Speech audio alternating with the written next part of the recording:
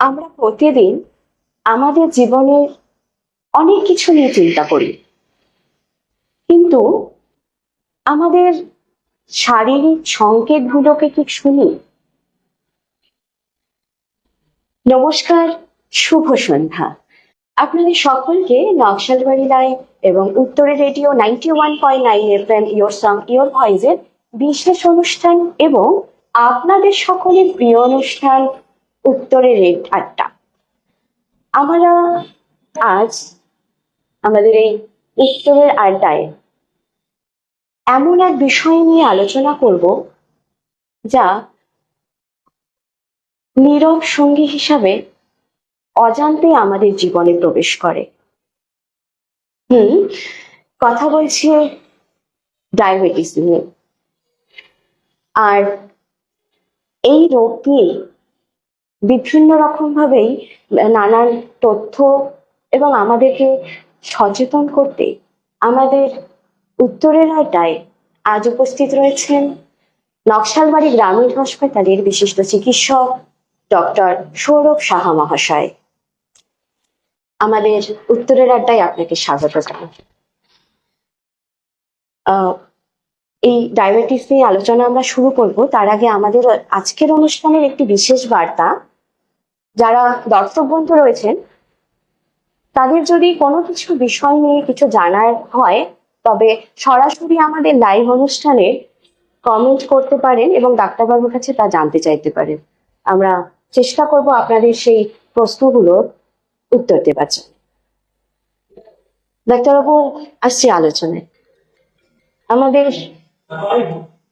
আজকের আলোচনা যে বিষয় নিয়ে হচ্ছে যে সাধারণত বিভিন্ন সময় কথা বলতে গিয়ে আমরা শুনতে পাই যে আমার সুগার হয়েছে, বা পরিবারের বিভিন্ন কারো না কারো অনেক পরিবারের মধ্যে আমরা জানতে পারি বা শুনতে পাই আমার সুগার হয়েছে।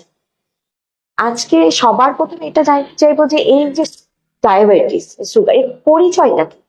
আচ্ছা, সবার আগে আমরা বলি, যদি ডায়াবেটিস নিয়ে আমরা বলতে চাই, তো ডায়াবেটিস একটি দীর্ঘমেয়াদী এবং আজকের দিনে দাঁড়িয়ে খুব বিপজ্জনক রোগ, যেটাকে আমরা অনেকটা সাইলেন্ট কিলার হিসেবে বলতে পারি। এবার ডায়াবেটিসটা কি? ডায়াবেটিস হচ্ছে এমন একটা রোগ যেখানে নিজের শরীরের ইনসুলিন নামক যে জিনিসটা আছে সেটা ঠিক করে তৈরি করতে পারে না, বা তার ব্যবহার করতে পারে না আমার শরীর, যার ফলে আমার শরীরে যে গ্লুকোজ বা শর্করা তার পরিমাণটা বেড়ে যায় এবং তার ফলে যে রোগটা তৈরি হয় সেটাকেই আমরা ডায়াবেটিস বলি। সেটাই হচ্ছে মানে আমাদের সমস্যার মানে কারণ হয়ে ওঠে। আমরা তো সাধারণ জীবনযাপনের মধ্যে থাকি, সকলে যখন থাকে, প্রথমত কিভাবে মানে কিরকম ভাবে কি সংকেতগুলো আমরা পেলে আমরা বুঝতে পারবো যে আমাদের এই বিষয় নিয়ে ভাবনা করা উচিত, যে এই ডায়াবেটিসের দিকে যেতে যাচ্ছে কিনা, সংকেতগুলো কি দিচ্ছে? আচ্ছা, এবার দেখুন, ডায়াবেটিসের প্রাথমিক কিছু লক্ষণ আছে যেগুলো দিয়ে আমরা পরে ডায়াগনস্টিক টেস্টগুলো করি যে পেশেন্টটা ডায়াবেটিক কিনা। কিরকম সেই প্রাথমিক লক্ষণ?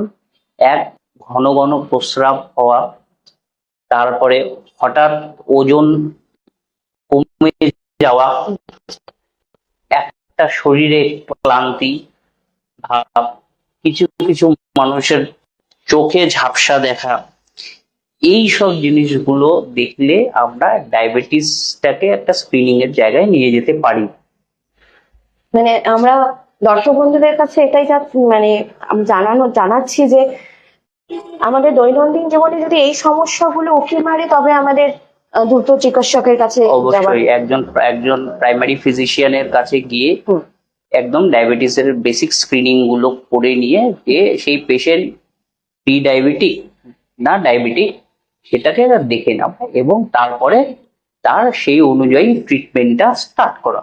আচ্ছা, আমরা নানা সময় শুনতে পাই যে এই ডায়াবেটিস বংশগত।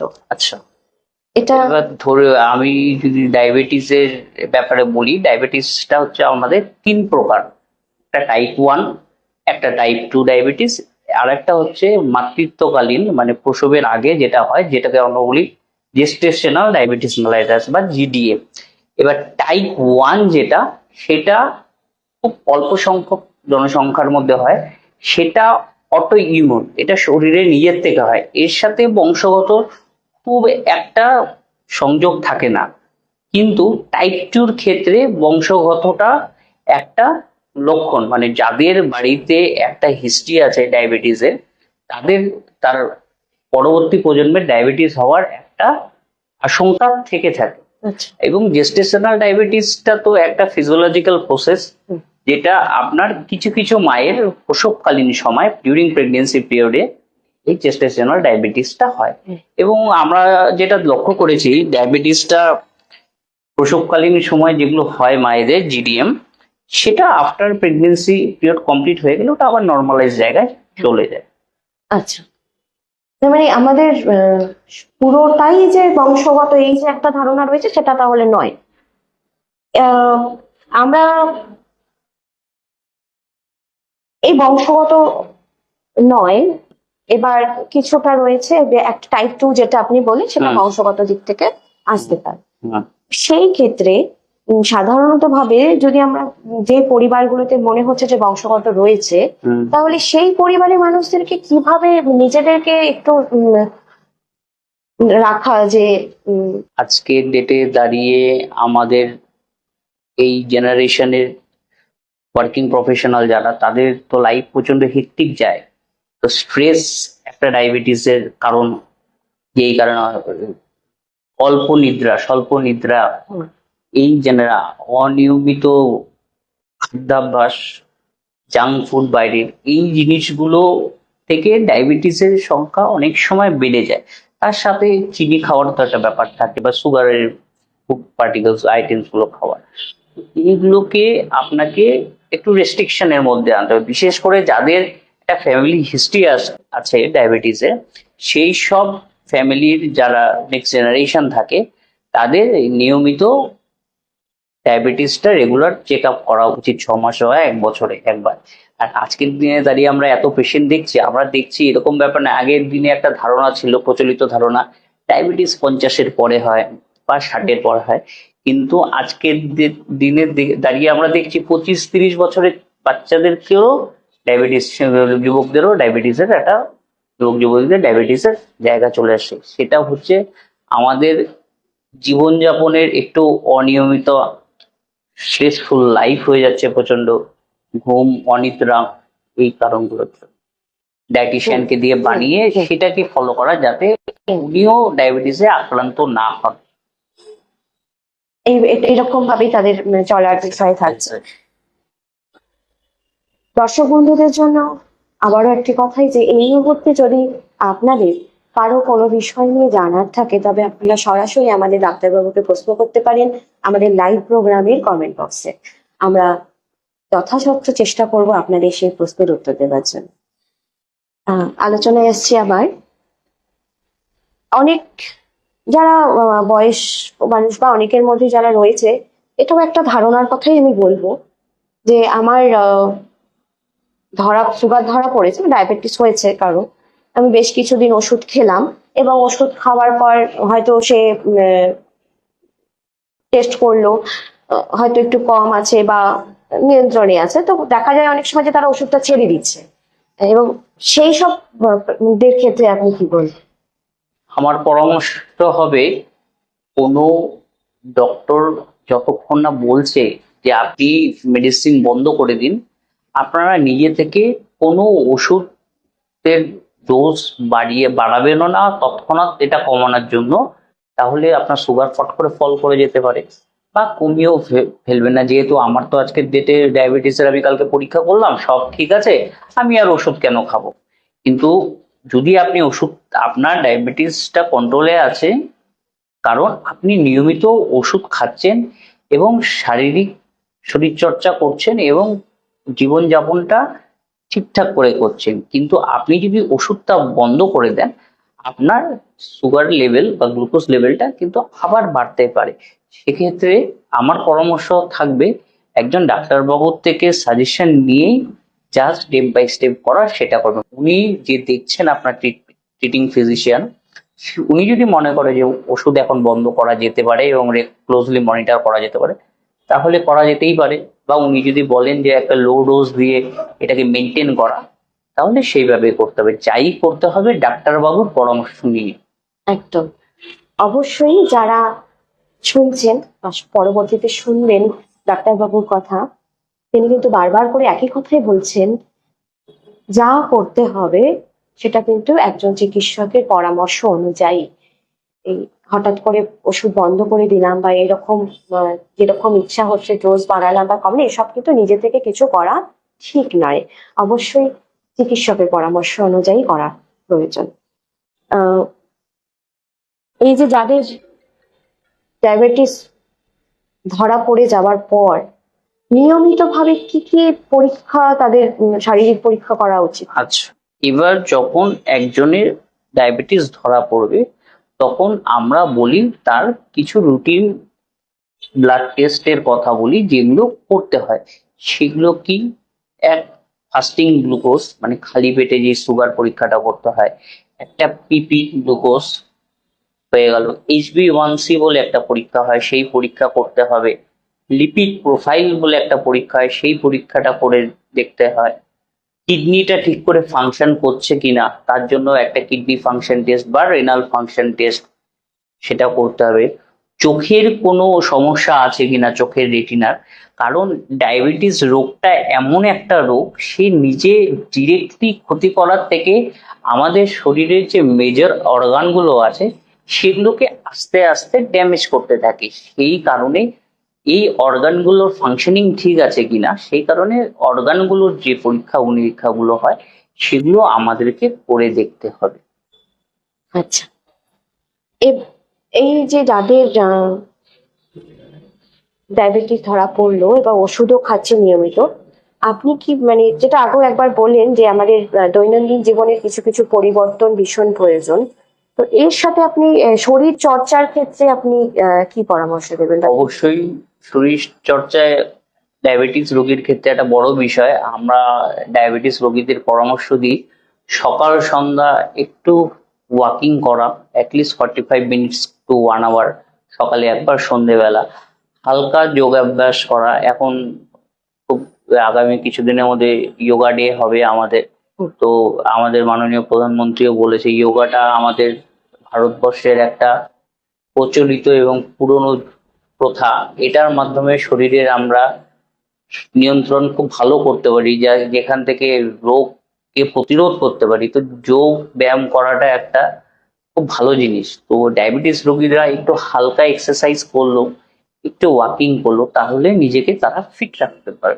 আচ্ছা, আমাদের বিশ্ব ডায়াবেটিস দিবস পালন করা হয় থাকে, এর গুরুত্ব? বিশ্ব ডায়াবেটিস দিবস আমরা পালন করি 14 নভেম্বর করে। এই দিবসটা পালনের মূল উদ্দেশ্যই হলো ডায়াবেটিস নিয়ে সচেতনতা বৃদ্ধি। তো আমরা এটা বিভিন্ন সেমিনার, বিভিন্ন ওয়াকাথন এসব করা হয়। এটা করানোর জন্য ডায়াবেটিস থেকে কি কি ঝুঁকি থাকে সেইগুলো নিয়ে আলোচনা করা এবং সেই ঝুঁকি কমানোর উপায়গুলো করা। দ্রুত পরীক্ষা নিরীক্ষা করে ডায়াবেটিস যদি কারো মনে হচ্ছে সাসপেক্টেড, যার লক্ষণগুলো ডায়াবেটিসের, সেগুলোকে ডিটেক্ট করা এবং তার সেই অনুযায়ী ট্রিটমেন্ট পদ্ধতিতে যাওয়া। এটাই ডায়াবেটিস বা ডায়াবেটিস ডে আমাদের প্রাথমিক লক্ষ্য থাকে। আমাদের এই আপনি বললেন নানান কথা বলে ডায়াবেটিস যাদের হবে বা না হওয়ার জন্য, একজন সুস্থ মানুষের ক্ষেত্রে যার এখনো ডায়াবেটিস ধরা পড়েনি, তার ক্ষেত্রে আজ থেকে কি কি পদক্ষেপ আপনি নিতে বলবেন? পদক্ষেপ বলবো, যাদের ফ্যামিলি হিস্ট্রি আছে ডায়াবেটিসে, তাদের একটা এজের পর নিয়ার অ্যাবাউট 25 to 30 পরে ব্লাড টেস্ট গুলো একটা স্ক্রিনিং করা এভরি 6 মান্থে, যাতে যদি আমরা বলি আর কি মেডিকেল সায়েন্সে আর্লি ডিটেকশন হলে ট্রিটমেন্টটা বেটার হয়।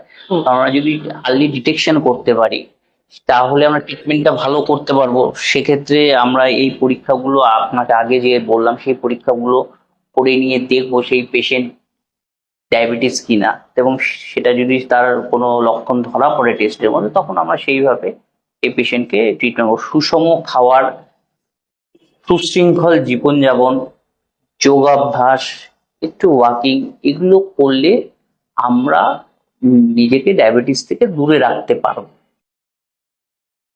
ডাক্তারবাবু যে কথাগুলো আমাদেরকে বললেন, একজন সুস্থ মানুষের সুস্থ জীবনযাপনের জন্য ভীষণভাবে গুরুত্বপূর্ণ।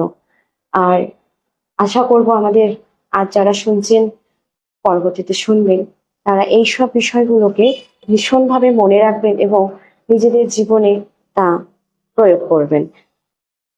এই যারা অনেক বয়স্ক মানুষের ক্ষেত্রে আমরা যখন দেখতে পাই, এটা হওয়ার পর তাদের শরীরে বা মানসিকভাবে কিছু চেঞ্জেস কি আসে? হ্যাঁ, ডায়াবেটিক পেশেন্টদের যারা লং টার্ম ডায়াবেটিক থাকে তাদের মধ্যে একটা ক্লান্তি ভাব, কিছু মেন্টাল অ্যাংজাইটি, ডিপ্রেশন, এই ধরনের জিনিসগুলো লক্ষণ আমরা দেখতে পাই। আচ্ছা, সাধারণত এটাই।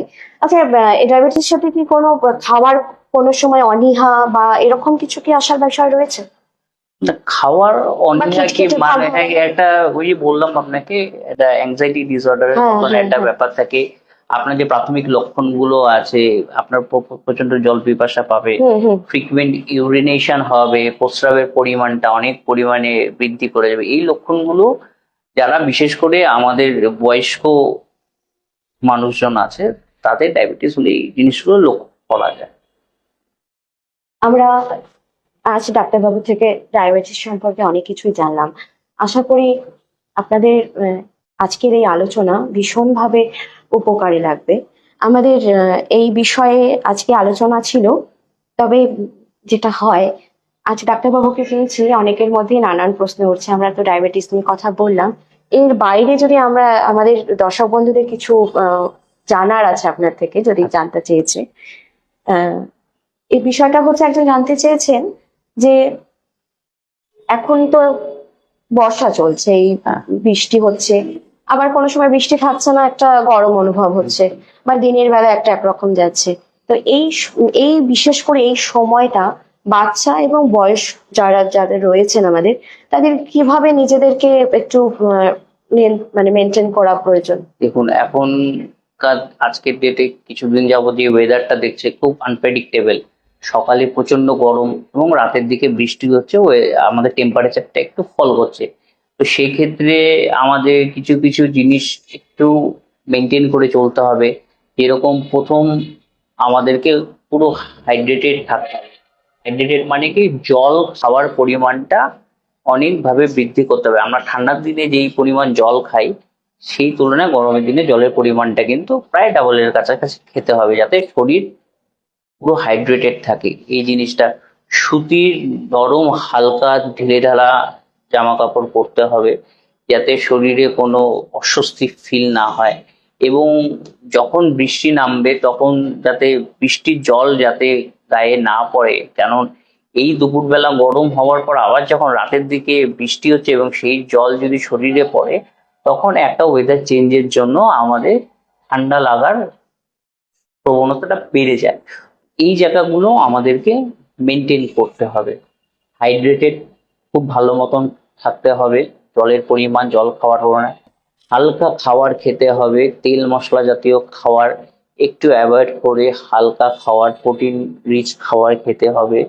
এবং বর্ষাকালে যতটা মানে বৃষ্টি থেকে না ভেজা যায়, কারণ একটু বৃষ্টির জল লেগে গেলে যাদের ইমিউনো কম্প্রোমাইজ থাকে, তাদের ঠান্ডা লাগার হারটা খুব তাড়াতাড়ি, বিশেষ করে বাচ্চাদের ক্ষেত্রে এই প্রবণতাটা অনেক কি বেশি থাকে।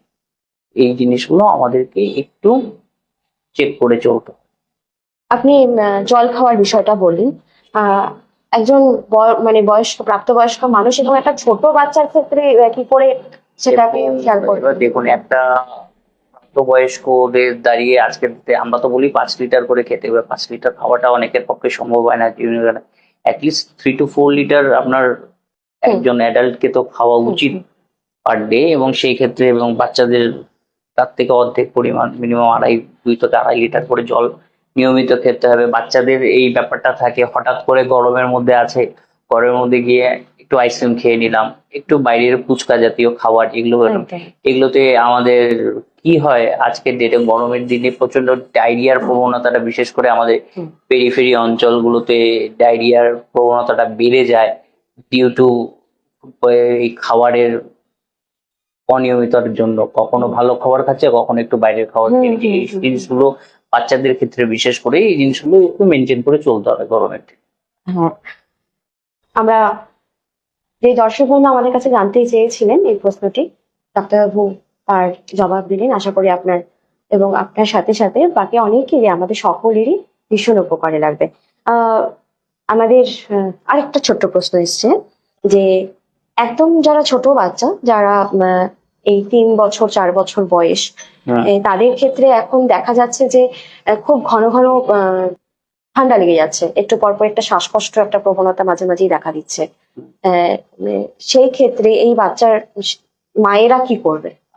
বিশেষ করে একদম ছোট বাচ্চাদের ক্ষেত্রে আমাদের যখনই শ্বাসকষ্ট বা বেশি কফ কনজেশন হয়ে যায়, হুম। কাশি হয়, আমরা বলবো আপনি দেরি না করে তৎক্ষণাৎ ডাক্তারবাবুর পরামর্শ নিন।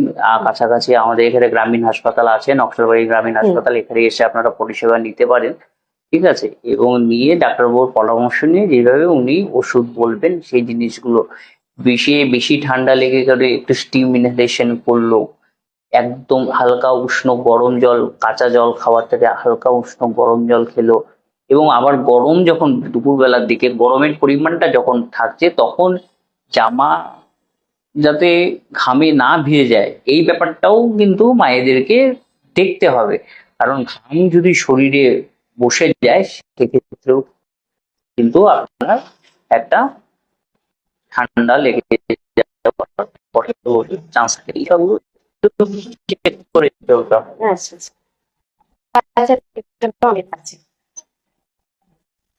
বাকিটা আমাদের আসলে যেটা বললাম যে আমি এটি রোগ যা অজান্তে আমাদের জীবনে এক একটা সময় সে হয়তো আমাদের জীবন সঙ্গী হয়ে যায়, সারা জীবন হয়তো চলতে হচ্ছে তাকে নিয়ে, কিন্তু আমরা কিভাবে তাকে নিয়ন্ত্রণ করতে পারি এবং সেই সব বিষয়ে আমাদেরকে বিভিন্ন উপকারী তথ্য আজ আমাদের ডাক্তারবাবু আমাদেরকে জানালেন।